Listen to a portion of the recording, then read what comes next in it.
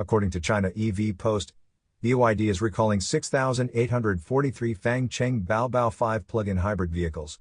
These units were manufactured between October 16, 2023, and February 1, 2024. The recall is due to improperly locked bolts in the dual-motor controller, which could lead to smoke and fire. BYD will replace the controllers for free to address this issue. Fangcheng Bao, a sub-brand of BYD, launched its first model, the Bao 5 SUV, in November 2023. Deliveries for 2024 totaled 56,388 units. In December, Fangcheng Bao delivered 11,418 vehicles, marking a record month.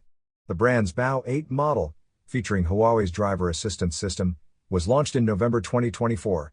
Fangcheng Bao also announced the Thai series, with the Thai 3 midsize SUV set to release in the first half of 2025. You are listening to Yuan News.